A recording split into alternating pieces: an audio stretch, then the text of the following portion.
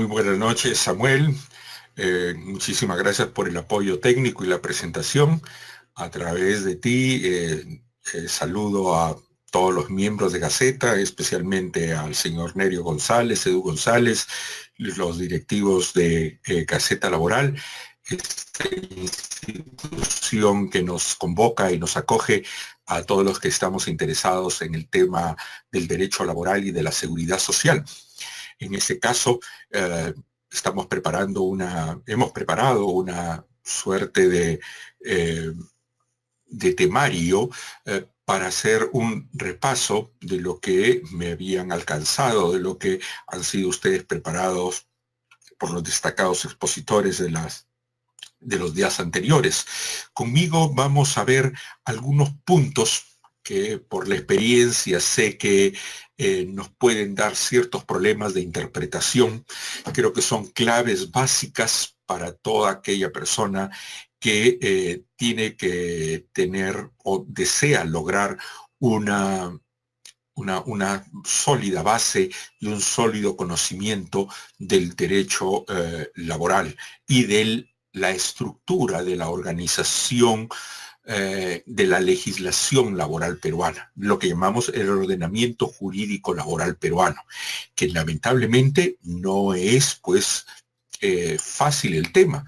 Nada es fácil, lo sé, en la vida, menos en el derecho y particularmente en el derecho laboral.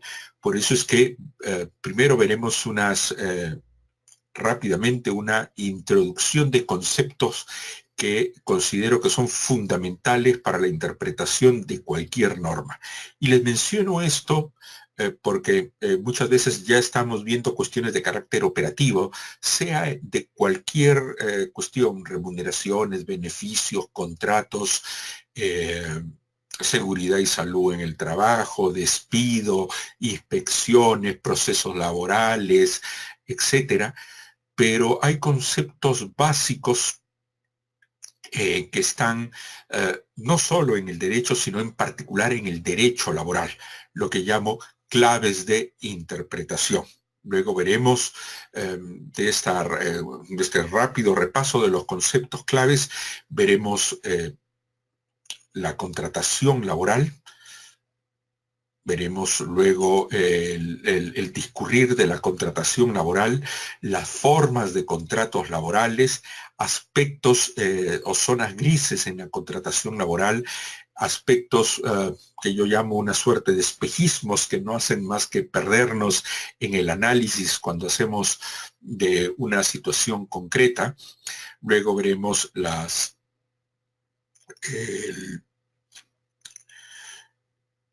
la actuación del régimen general frente a los regímenes laborales especiales. Veremos también las distintas formas de contratación laboral, el sistema remunerativo laboral peruano y su contacto con los beneficios laborales. También los beneficios laborales los vamos a encarar desde el punto de vista de darles claves para la correcta interpretación y manejo de las normas. Aquí sobre todo en términos operativos. Muy bien. Creo que concordamos con los señores organizadores de Gaceta en que no solo era necesario una exposición de los temas claves para su curso y para la preparación que están haciendo para optar por un puesto en la Superintendencia Nacional de Fiscalización Laboral, sino que también dedicarle un tiempo considerable a la absolución de preguntas y consultas.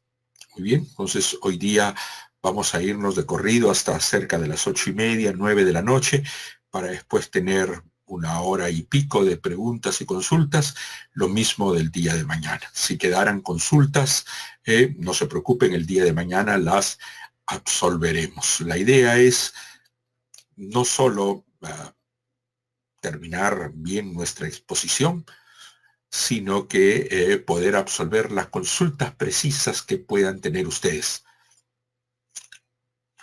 Muy bien, amigos. Comenzamos entonces con nuestro. Ya Samuel me había presentado, mi nombre es Jorge Castillo Guzmán. Eh, para los que ya me conocen, bueno, nuevamente es un grato placer de compartir con ustedes estas horas de reflexión y de compartir experiencias en el análisis de los institutos laborales y de la legislación laboral. Para los que recién me conocen, que yo lo voy a conocer a través de sus preguntas, bueno, bienvenidos señores y señoras, señoritas, también a Gaceta Laboral, esta importante institución que nos acoge y por el cual estoy muy agradecido, que siempre me mantiene en contacto con ustedes, sobre todo Gaceta Laboral, que puede llegar, es de las pocas instituciones que a través de este sistema virtual puede llegar a todo el país, lo cual es muy, muy importante. Es un instrumento de descentralización.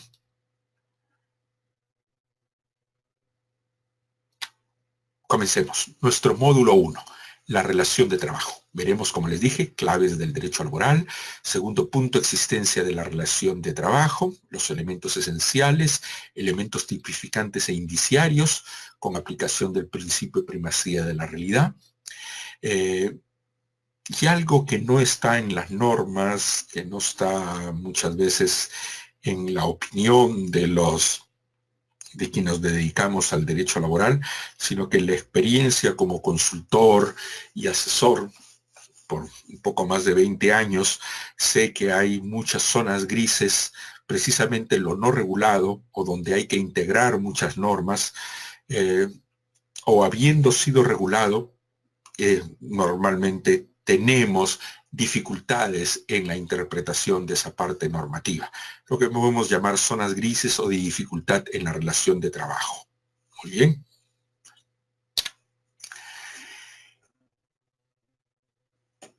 Simplemente para recordar y tener en cuenta, porque muchas veces tenemos conocimientos previos del derecho civil, del derecho mercantil, del derecho tributario, del derecho registral.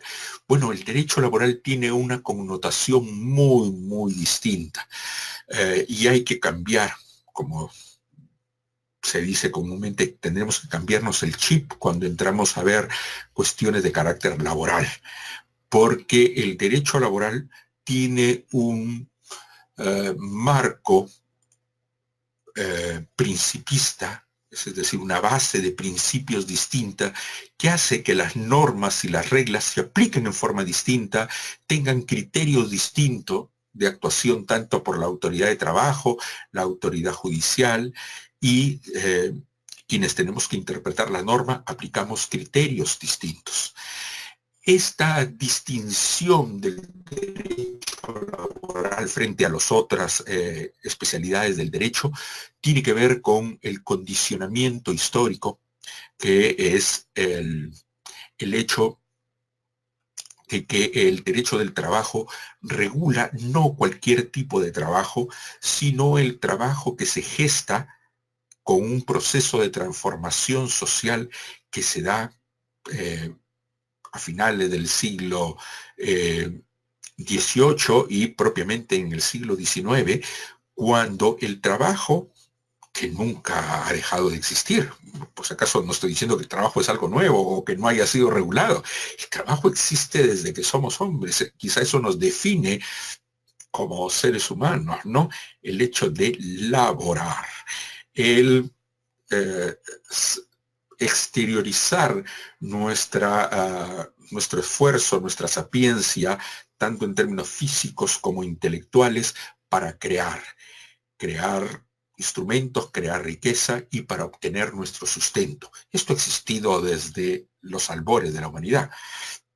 Lo que es distinto a partir del siglo, decía finales del siglo XVIII e inicios del XIX, es que esta forma de trabajo, de obtener el sustento, se ata con un movimiento socioeconómico, que son las revoluciones industriales, con la creación de enormes masas de trabajadores que salen del campo y van a laborar a un medio nuevo, que es la ciudad y el ente fabril.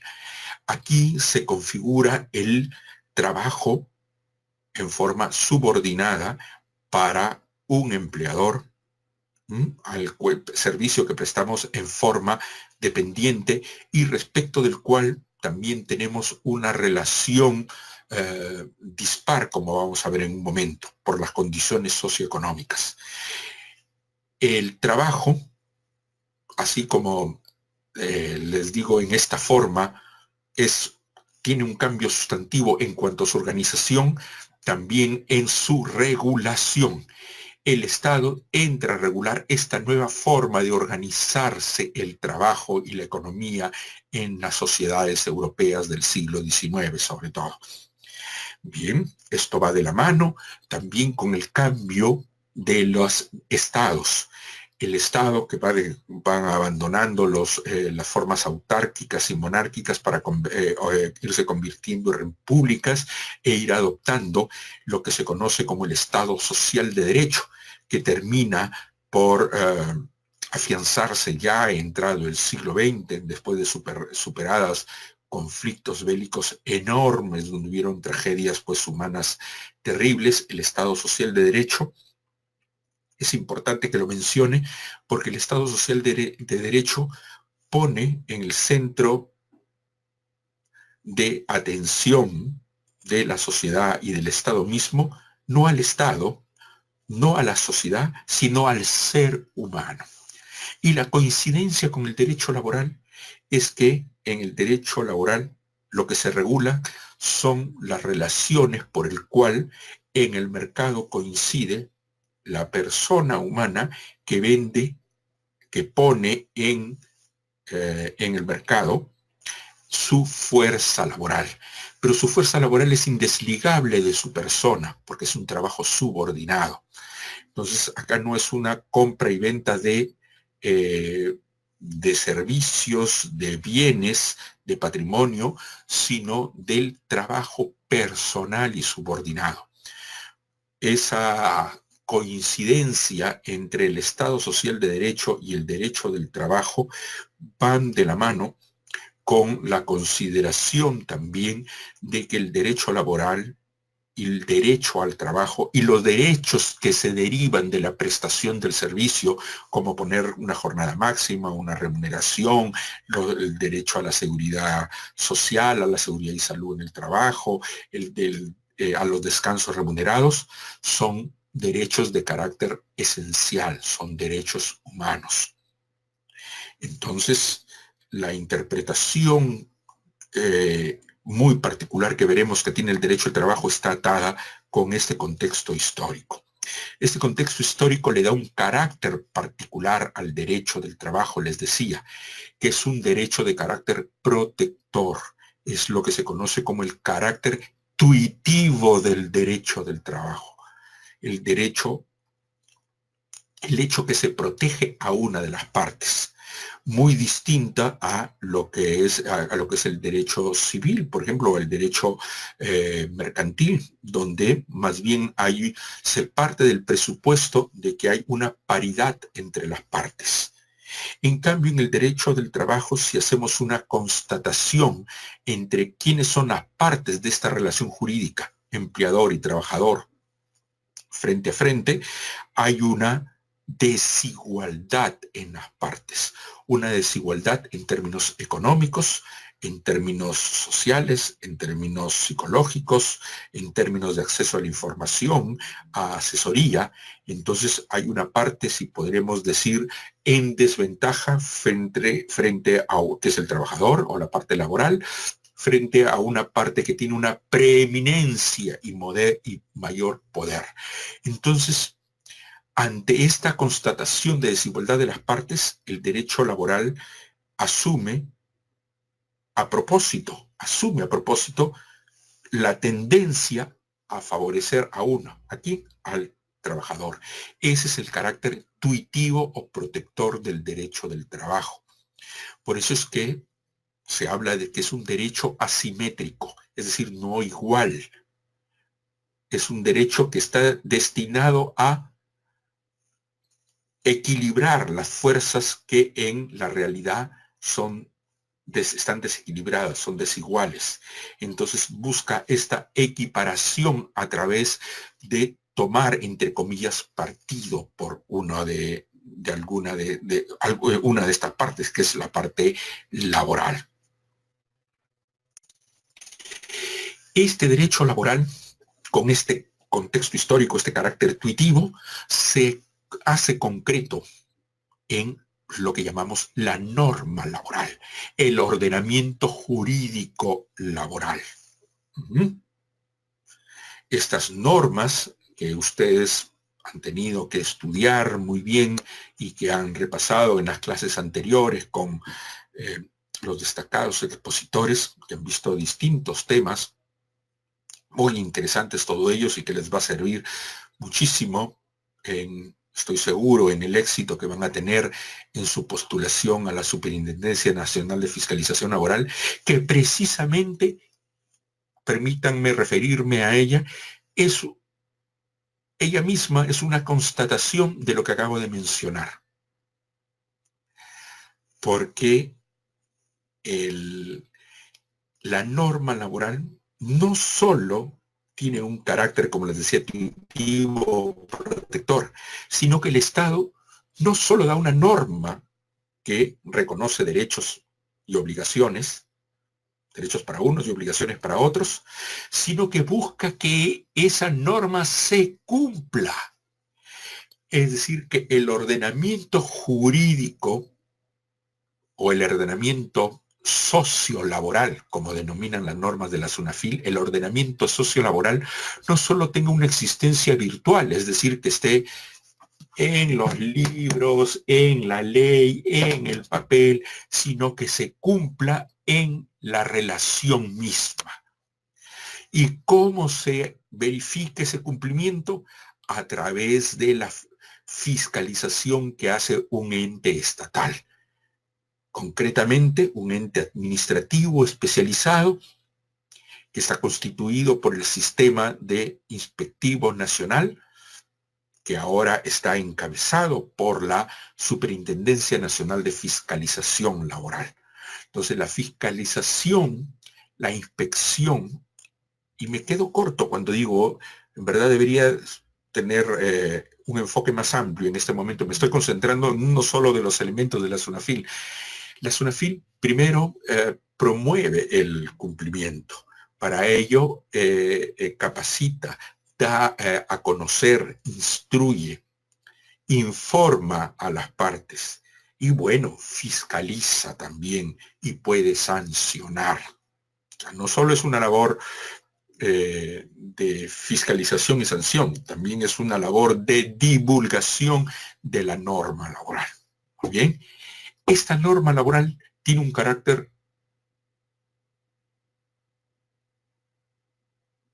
particularísimo, y quiero que no lo olviden, por favor, que es una norma de orden público. ¿Qué implica que sea una norma de orden público? Que es una norma de obligatorio cumplimiento, que no solo es una norma que satisface el derecho de una de las partes, sino que es requerido por la sociedad. El orden público, el orden moral, los valores que tenemos en este momento como sociedad requieren que esta norma no esté sujeta a la voluntad de las partes, sino que se cumpla per se. Un ejemplo de ello, fuera del derecho laboral, es, por ejemplo, las normas tributarias. Las normas tributarias no están sujetas a la libre voluntad de una de las partes o de lo que acuerden dos partes. Te vendo este servicio, pero lo hacemos de tal manera que no me pagas no me retienes tanto, sino reténme tal impuesto. ¿Eso podemos hacer? No, son normas que están ahí para ser cumplidas. No podemos pactar contra ellas. Son normas que obedecen a no solo más que a la organización del Estado, a las cargas que nos pone el Estado por vivir organizadamente en la sociedad. Esto obedece a ciertos valores y principios. Y en términos laborales, estos valores y principios requieren que gran parte de las normas laborales sean de orden público, es decir, de obligatorio cumplimiento, no sujeta a la voluntad de las partes. Distinta, por ejemplo, a la norma civil o la de carácter patrimonial, que es una norma supletoria, es decir, que actúa a falta de voluntad de las partes. En el derecho laboral, más bien, la voluntad de las partes juega muy poco. Juega por encima de lo que le permite la ley, pero la ley le establece márgenes o bien pisos o máximos, como vamos a ver, pero es de obligatorio cumplimiento. ¿Y qué contienen normalmente estas normas? Regulan derechos de carácter indisponible, es decir, que no cabe la renunciabilidad de ellos. Por ejemplo, no cabe, en principio, que yo preste un servicio subordinado en forma ad honorem, y que lo vemos a cada momento, sobre todo en casos particulares de empleados de alta jerarquía, o sobre todo cuando son dueños de la empresa o accionistas, ¿no? No, yo presto mis servicios, no quiero cobrarle a la empresa. Bueno, luego vienen los problemas tributarios, porque la remuneración sirve de base de cálculo para tributos que graban remuneraciones, o viene la SUNAFIL e impone una sanción por no haberle pagado la CTS, gratificaciones, vacaciones al gerente, porque al ser accionista lo hemos querido sacar del ámbito de la aplicación de la norma laboral, porque él mismo ha decidido renunciar. Bueno, no puede, porque son derechos de carácter indisponible. Claro, no todos los derechos son de carácter indisponible o son parcialmente disponibles, ¿no? Y están contenidas en normas de orden público respecto de las cuales no se puede pactar en contra, ¿no? Las normas laborales tienen una estructura para lo que nos interesa en esta clase, una estructura básica, llamemos, que establecen mínimos como la remuneración mínima vital o las vacaciones, que debajo de ella no se puede pactar, aun cuando querramos.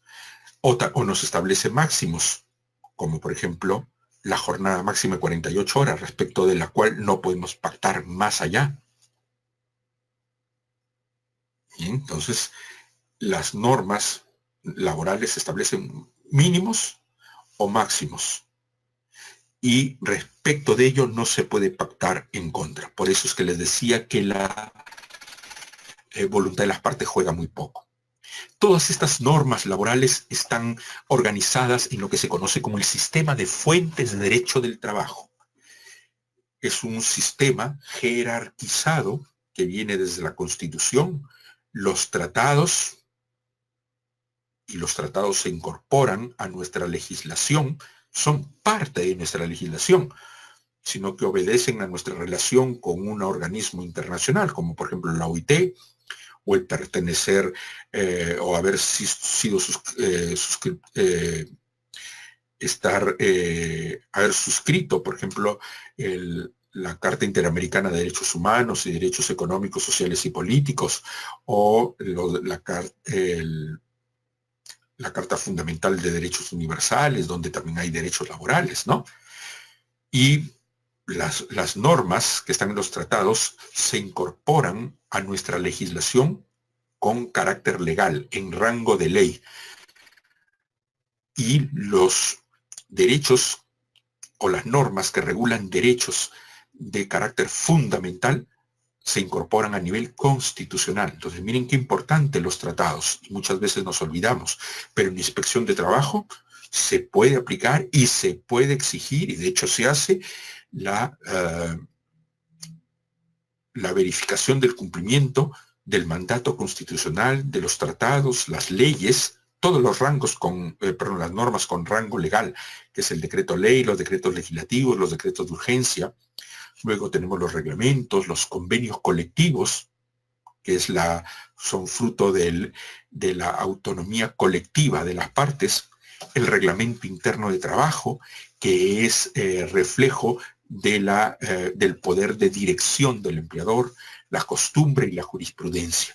Todo este sistema de normas se organizan a través del sistema de fuentes. Estas fuentes o distintas fuentes se relacionan una frente a otras con criterios de aplicación. Primero, de jerarquía. Obviamente, la norma de mayor rango se impone sobre la de menor rango. O de temporalidad. La norma posterior se prefiere a la norma anterior cuando regula lo mismo, ¿no? Ante la oposición entre dos normas, la norma posterior prima sobre la anterior y la norma especial prima sobre la norma general. Por lo tanto, este sistema de fuentes se organiza y se aplica a través de los criterios de jerarquía, temporalidad y especialidad. Otra cosa muy importante es la vigencia de las normas. ¿Desde cuándo es aplicable la norma? ¿Desde cuándo está vigente la norma? Bueno, la norma entra en vigencia desde el día siguiente de su publicación en el Diario Oficial, salvo que la misma norma estableciera un periodo de latencia, o lo que llamamos vacatio legis, que es el hecho de que la norma va a tener un periodo de espera y entra en vigencia 30 días después, 50 días después, 100 días después, un año después, o entra en vigencia después que es reglamentada, etc. Pero no entra en vigencia nunca el día siguiente y menos hacia atrás. Esto tiene que ver con la aplicación temporal. Y es muy importante en derecho laboral porque ahí hay mucha confusión, porque antes han habido otros criterios, o hay quienes hemos entendido mal lo que se llama los hechos adquiridos. La norma laboral no es de carácter retroactivo. Lo fue antes con la Constitución del 79. A partir de la Constitución del 93 se aplica la irretroactividad de la norma. La norma, aun cuando sea ventajosa o beneficiosa para el trabajador, no se aplica en forma retroactiva, sino que se aplica a partir de que entre en vigencia. ¿Y cómo se aplica? Aplicando la teoría de los hechos cumplidos. Quiere decir que la norma ni se aplica hacia atrás, es decir, no es retroactiva, y la norma que es derogada no se aplica ultraactivamente, es decir, no se aplica hacia adelante.